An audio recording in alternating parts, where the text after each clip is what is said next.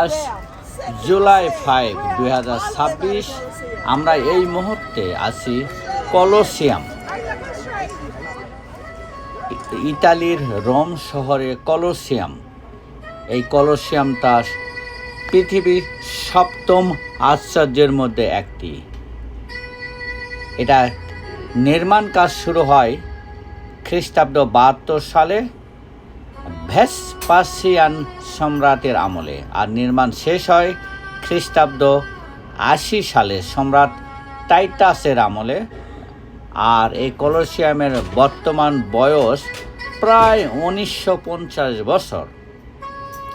প্রাচীন রোমের কলোসিয়ামে শুধু গ্ল্যাডিয়েটর যুদ্ধ নয়, বিভিন্ন ধরনের বড় আয়োজন অনুষ্ঠিত হতো। প্রায় 400 বছর ধরে এটি ছিল রোমান সাম্রাজ্যের সবচেয়ে বড় জনসমাগম ও বিনোদনের কেন্দ্র। এখানে গ্ল্যাডিয়েটর যুদ্ধ, প্রশিক্ষিত যোদ্ধারা একে অপরের সঙ্গে লড়াই করত।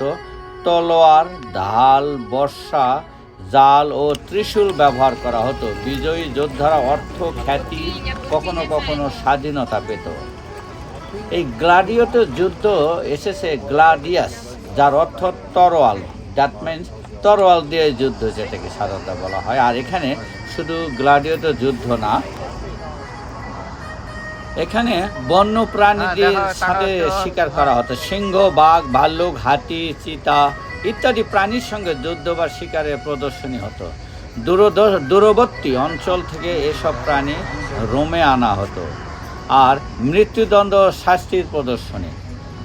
কিছু অপরাধী বা যুদ্ধবন্দীর জন্য জনসম্মুখে শাস্তি কার্যকর করা হতো, কখনো তাদের বন্য প্রাণীর সামনে ছেড়ে দেওয়া হতো।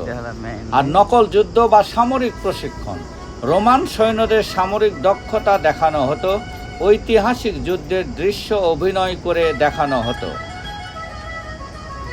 এখানে নৌযুদ্ধের অভিনয় দেখানো হতো। কলোসিয়ামের প্রথম দিকে সময় মঞ্চে পানি ভরে ছোট আকারে নৌযুদ্ধের প্রদর্শনী করা হয়েছিল বলে প্রাচীন লেখায় উল্লেখ আছে, তবে এটি নিয়মিত অনুষ্ঠান ছিল না।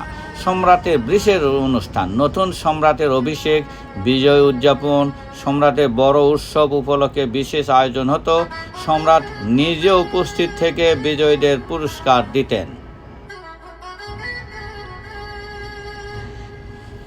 এখানে দর্শক ধারণ ক্ষমতা প্রায় 50,000 থেকে 70,000 মানুষ একসঙ্গে বসতে পারত। ধনী এবং সাধারণ মানুষের জন্য আলাদা আসনের ব্যবস্থা। এখানে ধনী এবং সাধারণ মানুষের জন্য আলাদা আসনের ব্যবস্থা ছিল। আজকের দিনে কলোসিয়াম যুদ্ধের স্থান নয়, বরং রোমান সাম্রাজ্যের শক্তি, স্থাপত্য এবং প্রায় 2000 বছরের ইতিহাসে অন্যতম গুরুত্বপূর্ণ প্রতীক। বর্তমানে কলোসিয়াম ইউনেস্কো বিশ্ব ঐতিহ্যবাহী স্থান এবং বিশ্বের নতুন 7 আশ্চর্যের একটি। প্রতি বছর লাখো লাখো পর্যটক এই ঐতিহাসিক স্থাপনাটি দেখতে রোমে আসেন।